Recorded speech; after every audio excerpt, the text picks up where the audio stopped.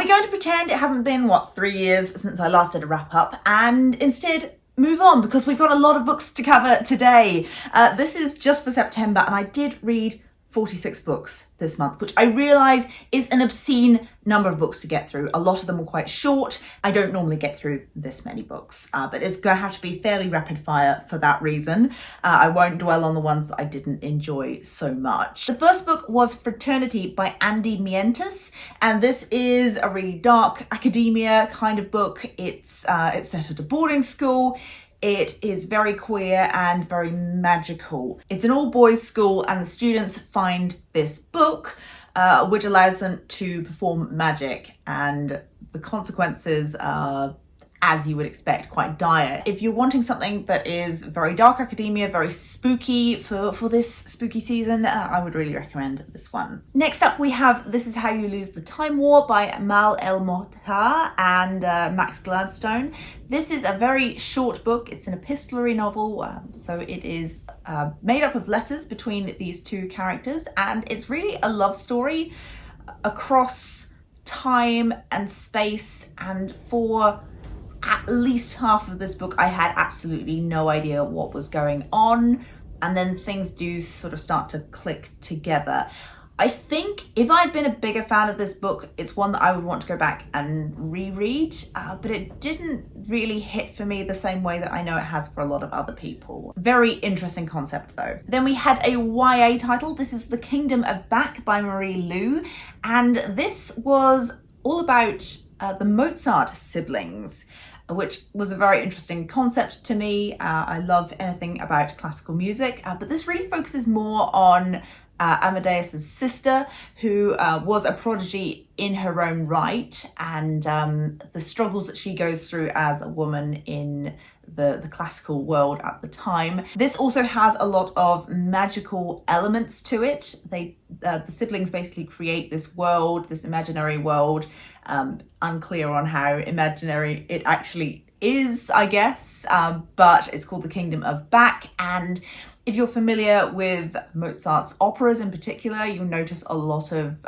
references to particularly the Magic Flute, as that's a very magical opera, but I really enjoyed it for that and its descriptions of music and musicality. Next, I read Skyward by Brandon Sanderson. This is the first sci-fi Brandon Sanderson that I've read.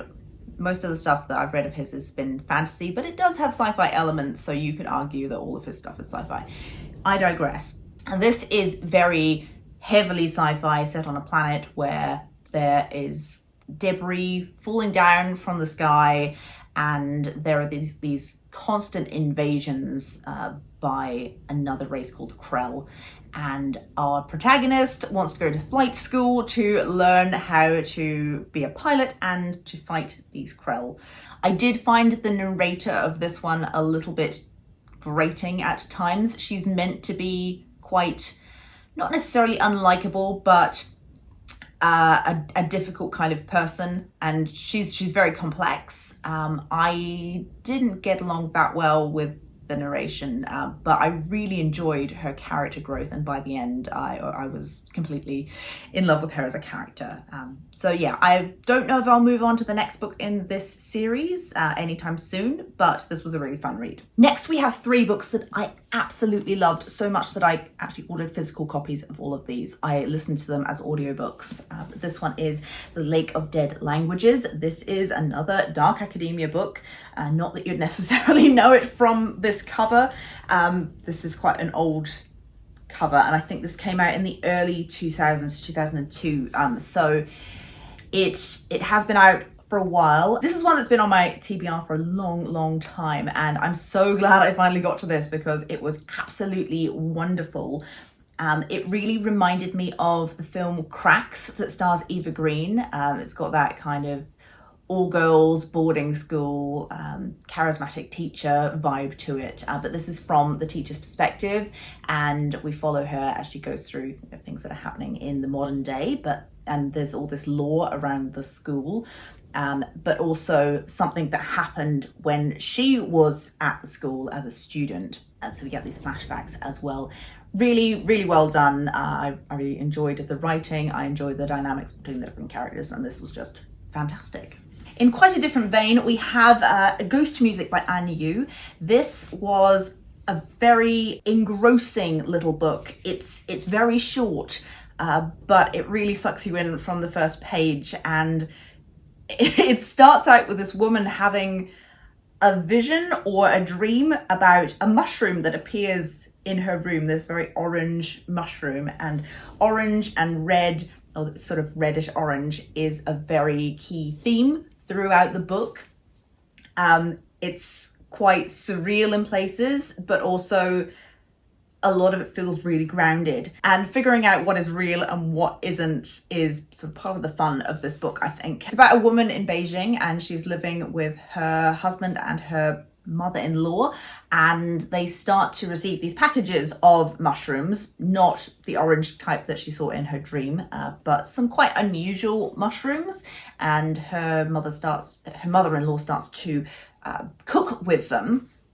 And then there's this whole thread about a pianist, because she's a piano teacher, but this famous piano player, concert pianist, who disappeared a few years ago, and there's this sort of mysterious thread with that.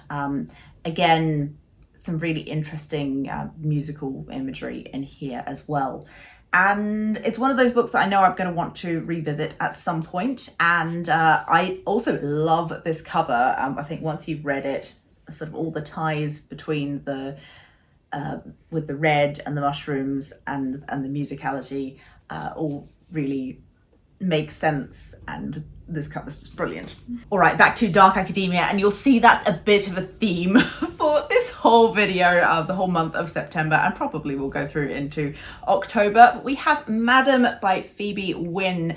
This is about a young teacher. She's in her mid-20s, and she goes to teach at this exclusive boarding school in Scotland, which is by the coast on the cliffs. It's very, very gothic, very sort of Jane Eyre, Bronte-esque kind of vibes to it.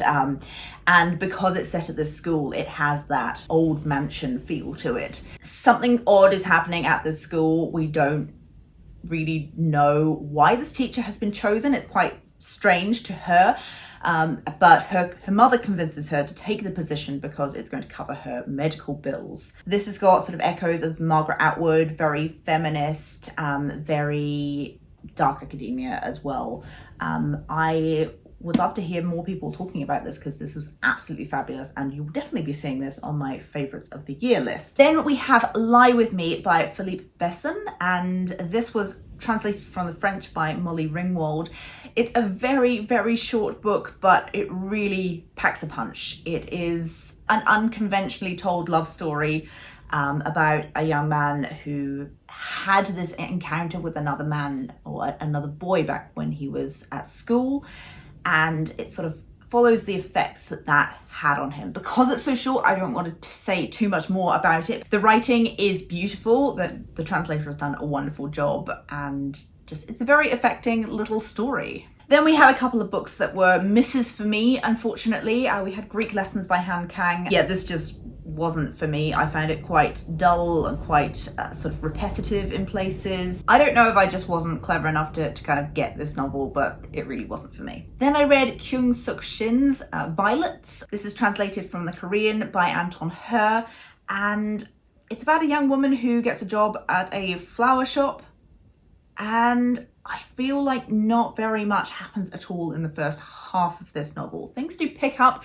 in the second half, but I do feel as though the first part of it could have been condensed quite considerably. It says in the blurb that this is about her sort of quiet desperation to jumpstart her life. And I think if that's what the author was going for in the first half, then in that way, it was successful, because I kept waiting for the story to jumpstart. I think once it got into more actual plot and not just vibes, this was more interesting. Then we have If I Had Your Face by Frances Cha. This is about Korean society and follows 4 different women who all are sort of in different parts of Korean society. This is really a story about female friendship, the power that women have and the lack of power that women have in Korean society. And primarily it's about appearances and how appearance is so important within this culture and to these women. There's a lot of sort of body shaming and sort of pretty policing, I guess, in this book. So that if that's something you don't want to read about, I wouldn't recommend this. But I really enjoyed the different voices from these characters and how it sort of came together in the end. I think I was wanting a little bit more development with the characters together from the end, but aside from that, this was a really solid read. Next, we had A Shot in the Dark by Victoria Lee. This is a queer romance novel, and to be honest, it's not the kind of genre I normally pick up. The reason I picked this one up is that I have absolutely loved Victoria Lee's other work, particularly the Fever Wake duology. This one was all right. I don't think I was really the target audience for it. It's about an art student who has a one-night stand with a trans man after they meet at a gay club, and then she goes into her class the next day, first day of classes, and realizes that he is her professor, and things happen from there. I think I would have loved to see more about her artistic practice. That was the main draw card for me for this novel, but yeah, it was enjoyable. There's a lot about sort of substance abuse and recovery in here as well, so just be aware of that going into it. Next, we have Queenie by Candice Carty-Williams. This book was really delightful, really heartfelt, really, you know, stabs you in the heart a bit, but it's also really, really funny. It deals with some very dark issues, and a lot of it is to do with race and identity. As you can probably tell from the cover, hair is a big theme in this, but the tone of it, you know, it kind of reminded me of reading the Louise Renison books as a child or as a teenager, the Angus Thongs and Full Frontal Snogging books, because it has that kind of tone to it. It's a bit more grown up than those books, but the humor is very similar. So I think if you liked those books growing up, you'd probably really enjoy this. And the main character, Queenie, is so flawed, but also just so lovable, and you just want to give her a hug. Then I read a couple of books from F.T. Lukens. If you want just cozy, cuddly comfort reads in the autumn time, in the winter time, in the spring, whenever, these are just lovely. I won't say too much about them. Basically, they are both romance novels in that they have that kind of structure to them, but they have these fantastical elements to them. One's quite sort of paranormal with an investigation, and the other one is more high fantasy, but it's what happens after the happily ever after. The main character takes the throne and slays the dragon and all of that kind of stuff, and then realizes, oh, there's a kingdom to rule, and he has to find his soulmate within a short period of time, otherwise he will start to fade and eventually die. Yeah, these two are both very cozy, very sort of queer normative, fantasy, escapist, lovely, delightful, warm hugs of books. My Last Innocent Year by Daisy Alpert Florin is kind of the opposite of a warm hug. It's about a young woman she has an affair with her teacher, with her professor at university, and it really is about that sort of end of innocence and becoming an adult. What was most interesting about this book is that it takes place in the late 90s, and it's really fascinating to see how sort of feminism and the way we talk about sexual assault in particularly has changed since then. At the beginning of the book, there is a scene of sexual assault, so trigger warnings abound for this one. After that, the main character starts having an affair with her professor. It's set against the backdrop of the Bill Clinton-Monica Lewinsky scandal, so we have a lot of sort of cultural touch points within this, and it's very interesting to see how the characters respond to that whole situation versus how we think of it today. There's also a bit of reflection towards the end on how we thought about that whole situation as a society in those days versus today. So I think this book was really well handled. It handled the subject matter and some quite difficult subject matter really well. And yeah, I would highly recommend this one. I think if you liked My Dark Vanessa, then you might enjoy this one as well. Then I read the best vampire novel I've ever read, which is an interesting thing to say because it's definitely not a genre I gravitated towards, but this was Woman Eating by Claire Coder. And it's a literary novel about a woman who is a vampire, and it's kind of just about her day-to-day trying to get by as a vampire. Her mother is also a vampire and she's been diagnosed with dementia. There are some very darkly humorous moments in this where her mother is talking about wanting to eat the staff, and the staff think that it's just her illness, but of course she's actually serious. She's just forgotten how to behave as a human. The other wonderful thing about this book is that it has a lot of very vivid descriptions of food and eating, because she can't eat normal human food and she feels very left out, has a lot of FOMO around the food thing. So she watch YouTube videos of people eating, and anytime anyone is eating or offers her any food, that's a real sort of sore spot for her. So I thought this was really beautifully written, beautifully handled, and I did not expect to enjoy a book about vampires this much. The next book is The Absolute Book by Elizabeth Knox, and I'm going to try not to talk too much about this because I had such high hopes for this. I've been wanting to read it for ages and couldn't get hold of the audiobook, so I ended up buying the physical book. And I got about that far through it and realised that I probably wasn't going to finish it. But then I did manage to get a copy of the audiobook and I did finish it, and I don't want to say I wish I hadn't. The premise of this and the promise of this was really promising. But unfortunately, it just didn't follow through for me. I found it really dragged. It could have done with being quite a bit shorter for my tastes. It's kind of a literary thriller, but I didn't find it especially thrilling. It's very much about books and stories and this kind of fairyland that the characters travel into. But it just didn't land for me, unfortunately. I really wanted to love this book. But there is a book later in this wrap-up that was everything I wished this book had been. Next up, we have another dark academia scandal kind of book. It's called You Deserve Nothing by Alexander Maxick.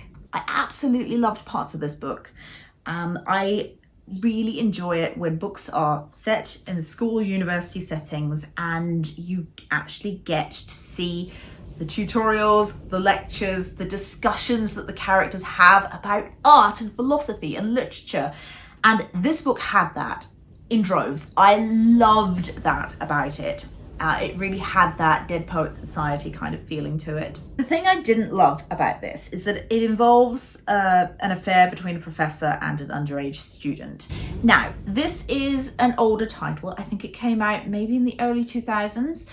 And that really shows, because I think if this came out today, maybe it wouldn't get published today, or there would be more commentary on the nature of relationships between students and professors and how unbalanced those relationships are. We get the perspective of the student and the teacher, and also another student who really idolizes this teacher but doesn't know what's going on between him and another student. So it explores that idea of when you really idolize somebody and then realize something about them that makes you change your mind on everything. I just don't think there was enough commentary on the nature of the relationship, and you are kind of complicit in a way, the way it's written, because you're hearing it from the professor's perspective as well, and from the student's perspective, but knowing that the student can't consent. It's very manipulative, and I think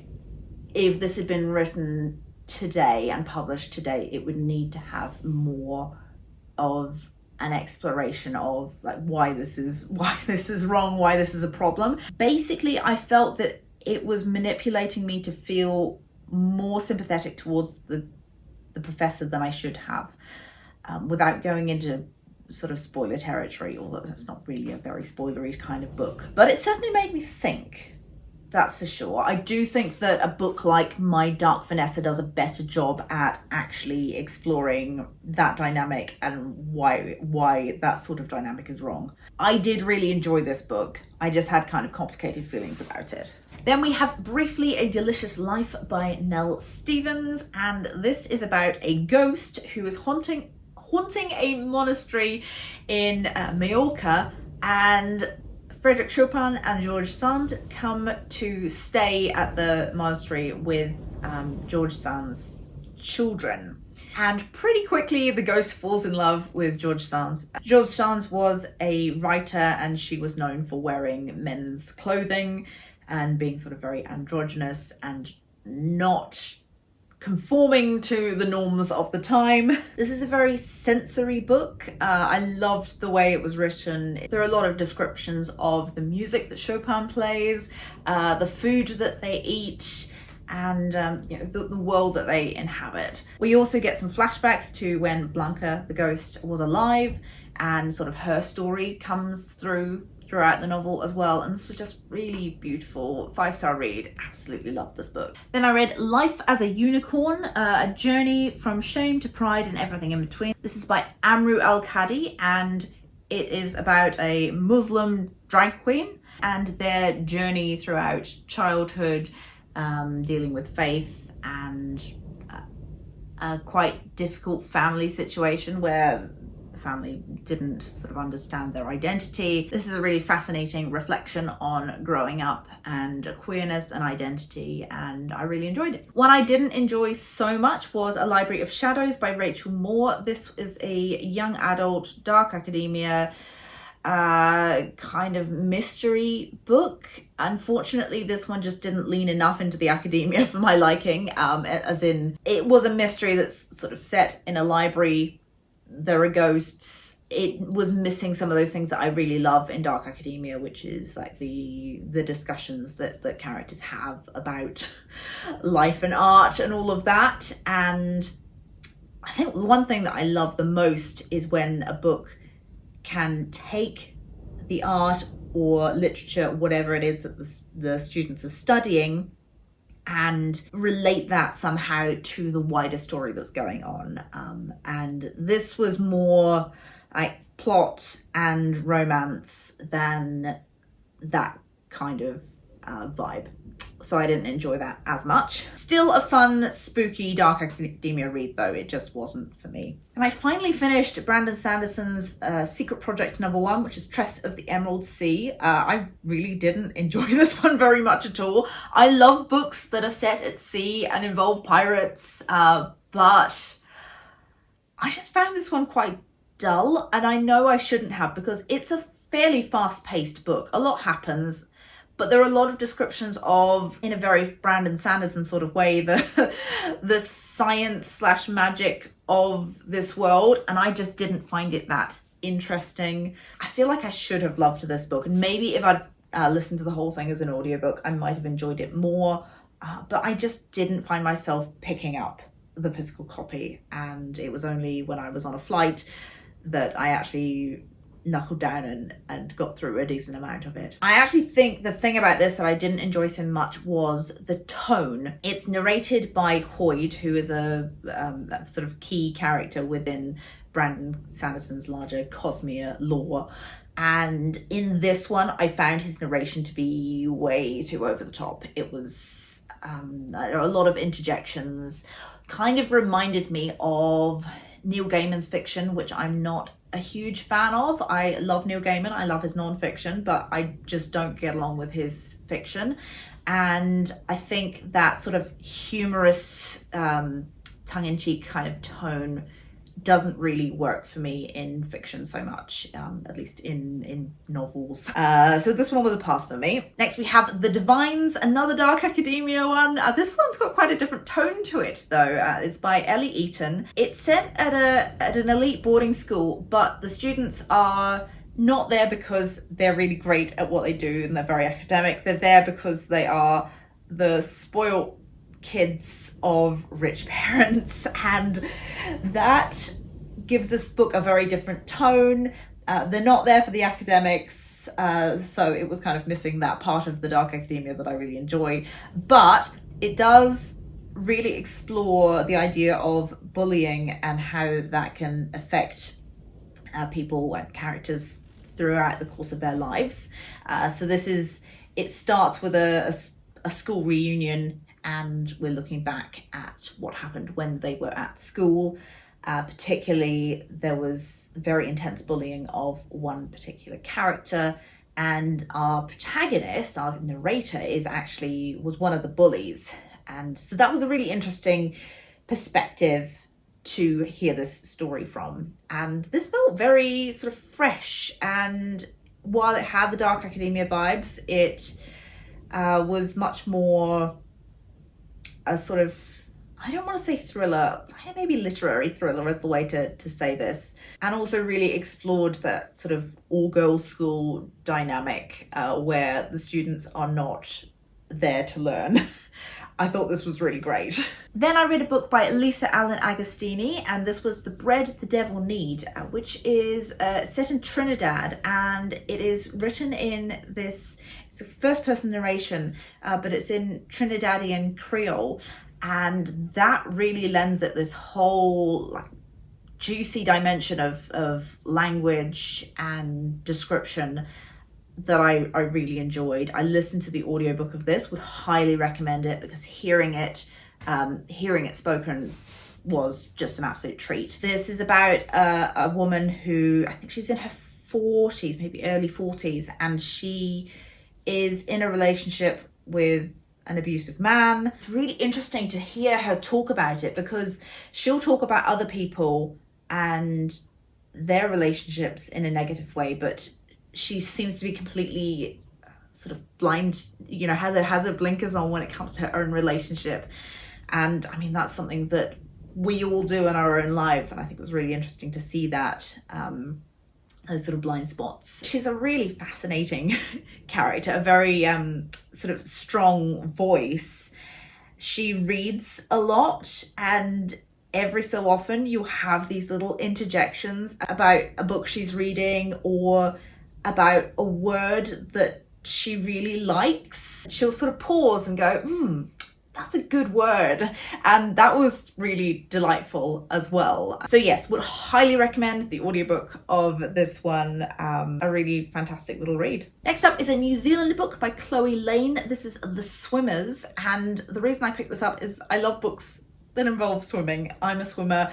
I come from a family of swimmers. So this is about a woman in her mid-20s. She goes to stay with her aunt and her mother, and the first thing that she is told is that her mother, who has motor neuron disease, has decided to take fate into her own hands and take her own life, and she wants to die on Tuesday. So this book follows the days leading up to Tuesday, the emotions that Erin, the main character, is going through, how she wants to respect her mother's wishes, but she also feels quite torn about it, and also the practicality of how they're going to do this in a humane way, and hopefully without going to jail. A very dark and emotional book, and it's not normally the kind of subject matter that I gravitate towards, because it's kind of that anticipation of grief, and I find that really hard to read about. The reason I picked this up was the whole swimming theme.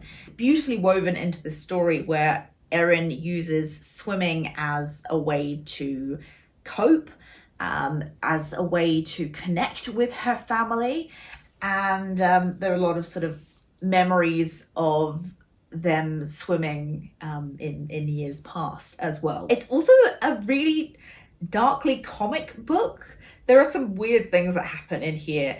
If you like the kinds of books where you've got a slightly unhinged young woman doing weird stuff that you think, why are you doing this? This is so strange.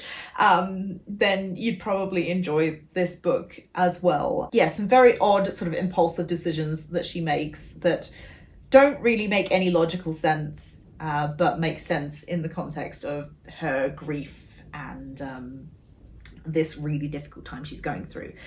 So this was really great. I gave it 5 stars, and I was surprised by how much I love this. On a completely different note, we have Bad Eminence by James Greer, which was just another absolutely bonkers book.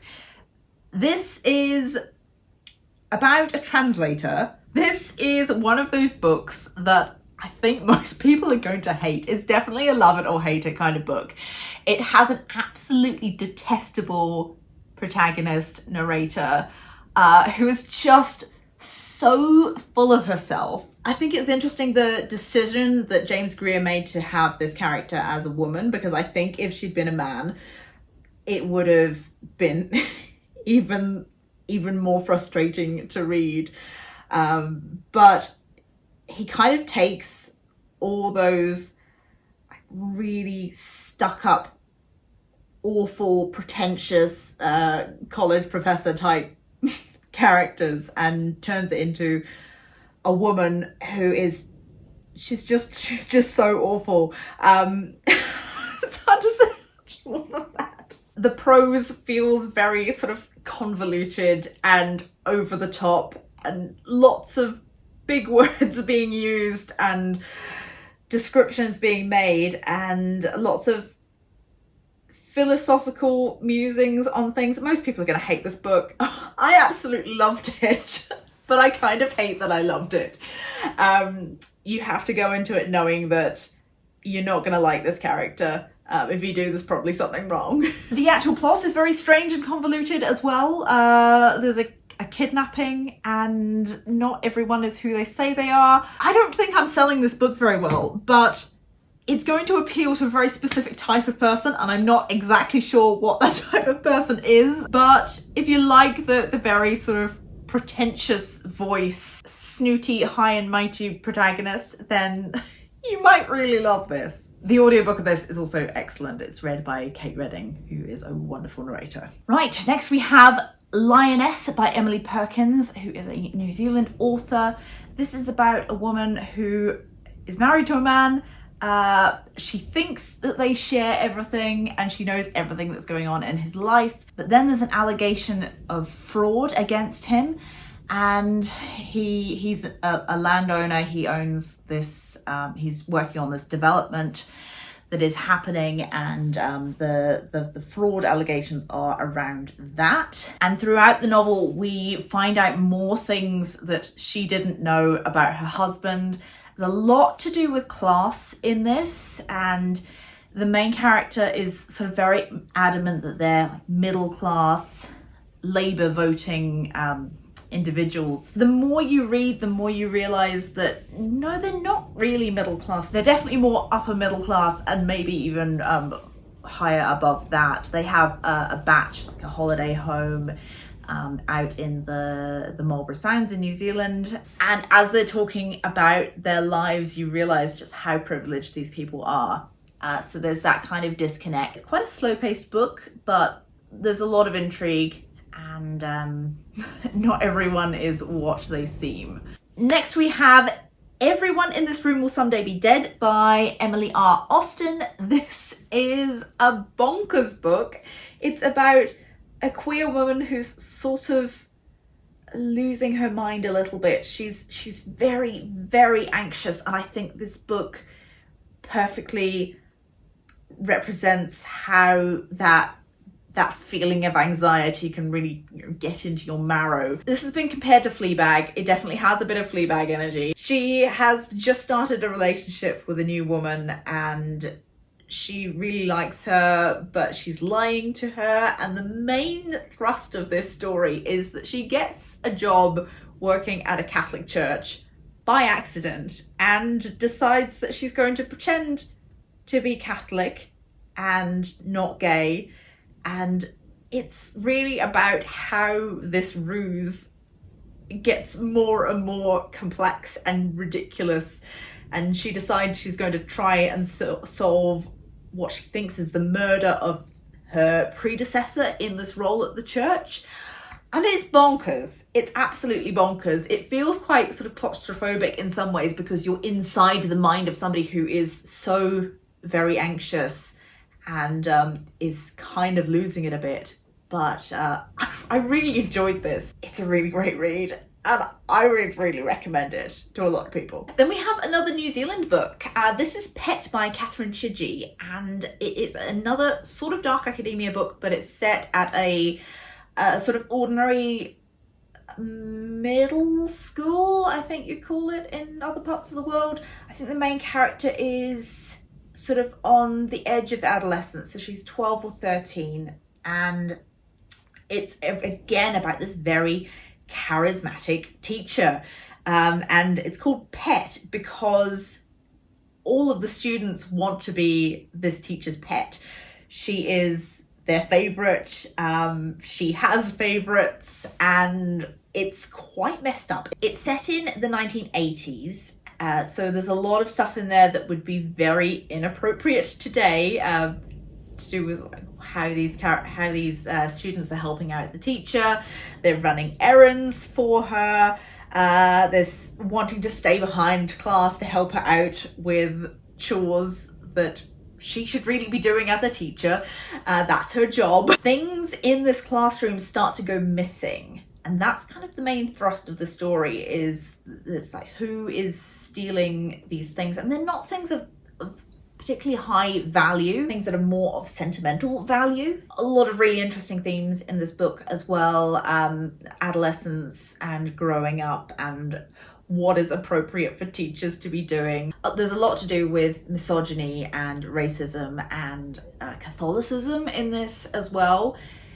It's a very sort of simple story on the surface, but there's so much more going on underneath. I would really, really recommend this, and I think it will be on my favorites of 2023 list. Then we have a Greek myth retelling by Constanza Casati. This is Clayton Nestra. I don't have a huge amount to say about this, but it is a really solid classical retelling, feminist retelling. This is a story of the Trojan War. Clytemnestra is the sister of Helen, Helen of Troy, who is kind of the catalyst for the whole Trojan War thing. So this is told from a very different perspective from how we usually hear about the Trojan War, and that's what I particularly loved about this one. Then I read Nostalgia Has Ruined My Life. This is by Zara Butcher McGonagall. This book is very, very short. It's written in these little vignettes about a woman who is very depressed and very depressing to read about, but also very humorous. I think if you liked Everybody in This Room Will Someday Be Dead, you would also like this. I think the reason I didn't enjoy this as much as I maybe would have at other times, it was that I had very recently read that other book, and that they were very, very similar in tone, even though this is dealing more with depression than anxiety, but they're doing very similar things. This one has less of a plot to it. It's more just these little vignettes of this character's life. As I said, very short book. I think it's 65 pages, something like that. But I would recommend Everyone in This Room Will Someday Be Dead first, before this one, because it goes into a lot more depth and it's got a bit more of a story to it. But this was very good as well. Next we have Assembly by Natasha Brown. This is set in contemporary Britain, and it is about a black woman who is either married to or in a relationship with a white man who is quite kind of upper class. This story follows the lead up to a garden party where she's going to be having to be mingling with all of his upper class circles. A lot to do with race and sort of exploration of the British class system and how kind of messed up it is and how incredibly racist it is. This is another very short book, and I feel as though the ideas in this could have been explored a lot further, and I would have liked to have seen a bit more exploration of these themes, but it was very solidly written, a really, really good little read. The next one I didn't enjoy so much, so I'm not going to dwell on it, was Shy by Max Porter. This is the first Max Porter I've read, and it just wasn't really for me. I can see what it was doing, what it was trying to do, but yeah, it didn't really hit home for me. Next up is We Had to Remove This Post by Hannah Bovowitz. This was translated by Emma Rolt, and I cannot see which language this was originally in. I'll put it up on the screen. This is about, it's kind of got this dystopian feel to it, because it's about a group of moderators whose job it is to go through the posts that have been flagged as inappropriate, and they're working for something very similar to Facebook or Instagram. What I liked about this book is that it really focused on the characters and their deterioration, how they dealt with seeing all these very violent, very disturbing images all day, every day, and how they're kind of cogs in this machine of this greater corporation. So in that sense, it feels very dystopian. But this is also based on reality. There are people out there who have to moderate this kind of content and make decisions on whether it's appropriate and whether it should stay up on the internet or not. And yeah, it's really about that deterioration over time and what that does to somebody's mind, and the relationships between these characters as well. Next up was The Forest of Wool and Steel. This is by Natsu Miyashita and translated from Japanese by Philip Gabriel. This was an absolute delight. It's definitely a vibes over plot kind of book. It's about a young man who decides he wants to be a piano tuner, and it follows his journey to becoming a fully fledged piano tuner. I did not realize that tuning pianos was quite as complex as this. I thought it was more a case of, tuning each individual string and making it all sound cohesive in equal temperament. But actually, it's a lot more complex than I realized. He talks about the different sort of flavors and tones that you can get depending on how you adjust different the hammers inside the piano and all this kind of technical stuff. But it really isn't about the technical stuff. It's about the emotion of music and how we react to music, and how his job as a tuner is to bring out the best in these musicians and to tune the piano to the particular pianist. I absolutely loved it. It was a delight. It was about enjoying the sort of simplicity of a single job and how you can take pleasure in doing a job really well.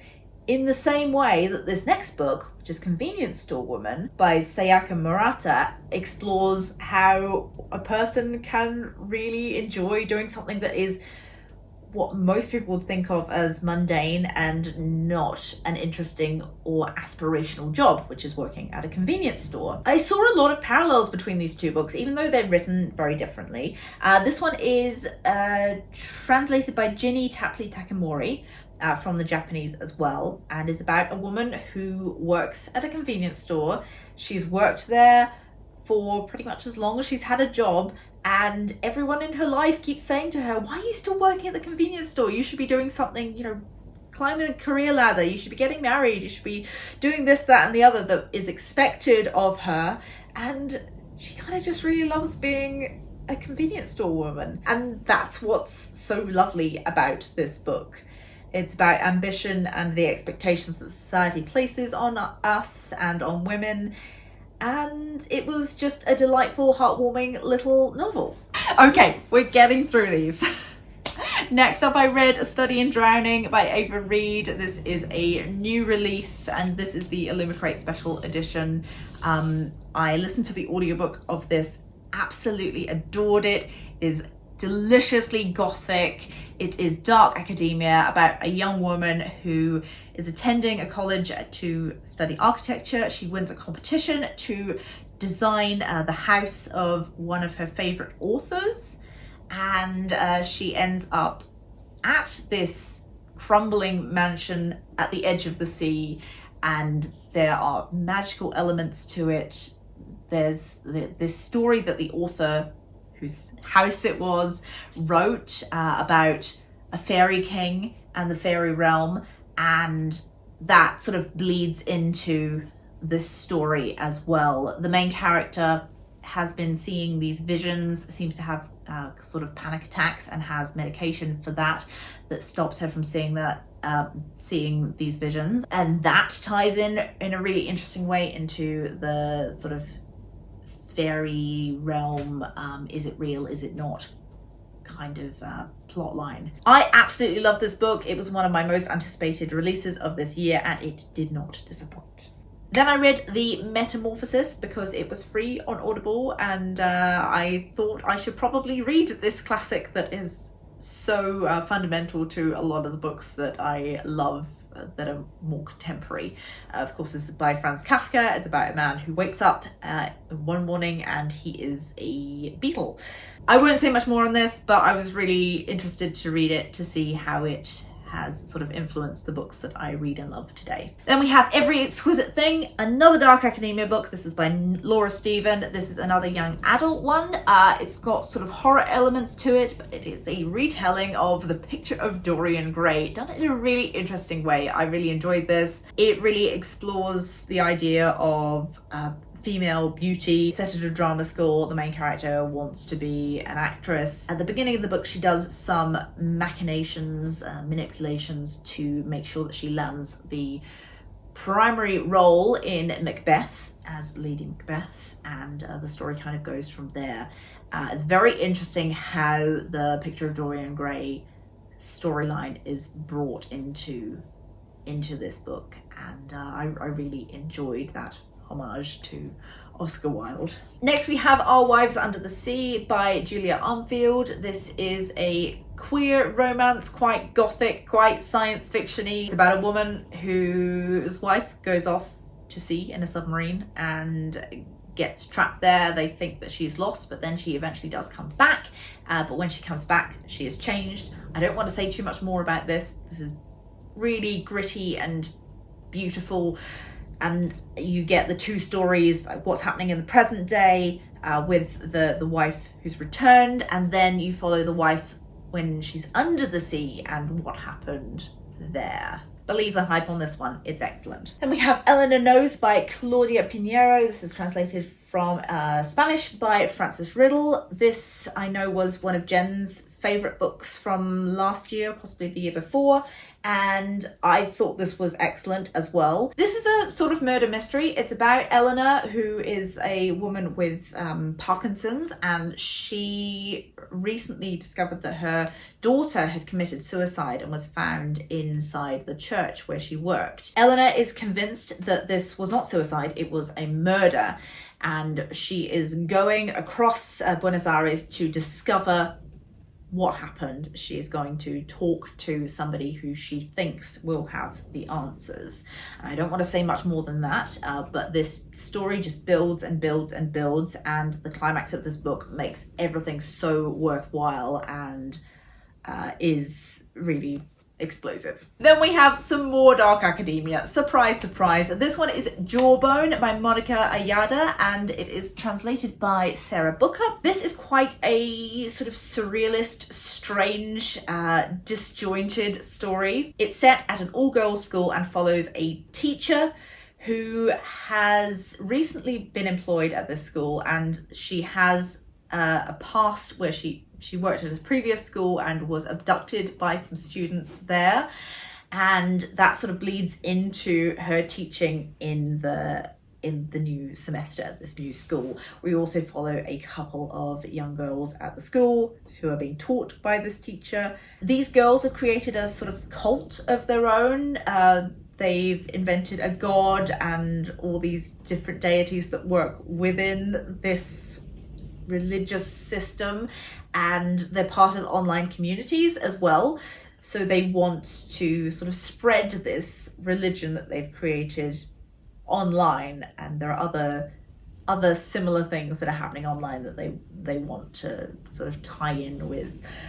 This is quite a bizarre book, and it's about sort of sanity unraveling over time. It's got horror elements, it's kind of a psychological thriller, and I really love this one. And we had How We Fall Apart by Katie Zhao. This is a young adult dark academia, so set at a high school. I think I'm realizing that I don't especially enjoy, or I'm enjoying less, the dark academia set at like a high school, especially when it's primarily or completely from the student's perspective. I tend to enjoy more the university settings, or when the main character is an adult, as one of the professors. And I think that's probably just a fact of getting older. I relate more to these kinds of characters. This was very good though. It's very much a thriller whodunit kind of story. It's set at a very elite school, and there's a lot of competition, and that's kind of where things start to go wrong, as one of the characters turns up dead, and there are 4 characters who are all friends with her who are implicated in her murder. So it's got a like one of us is lying kind of vibe to it, but there's something that happened in the past that is only referred to as the incident, and over the course of the novel we discover what that incident was and how it's linked to what's happened in the present day. The next book is also dark academia. This is more of a sort of police procedural thriller than a dark academia in the traditional sense. It's called This Is How We End Things by R.J. Jacobs. It surrounds a group of psychology students and their experiments that have kind of gone a little bit too far. Then one of the group of graduate students who were working on this project turns up dead, and it follows a bunch of different characters within this story, but primarily it's following the police detective who is the outsider coming in to explore and figure out and detect who done it. It definitely has those dark academia vibes, but is done from a bit of a different perspective than maybe we're used to. The students are all studying the psychology of lying, which gives this a really interesting extra layer of depth. So very interesting. Not my favorite dark academia ever, but still a very enjoyable read, and great for this time of year as well. And finally, we made it to the end. We have the last book I read in September, which was Ink, Blood, Sister, Scribe by Emma Tors. This is the book that was everything I hoped the Absolute book would be. It is a literary thriller, fantasy, and books are magic. The magic system is based on books. There's also some mirror magic.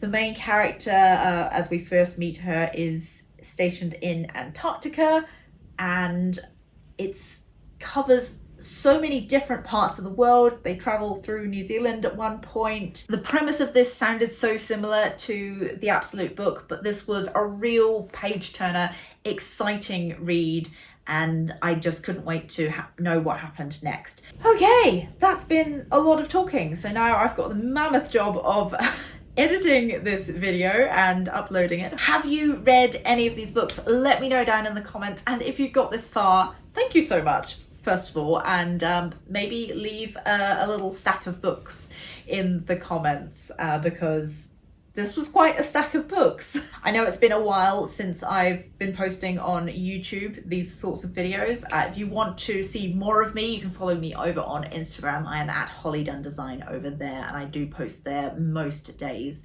including a bit on what I'm reading.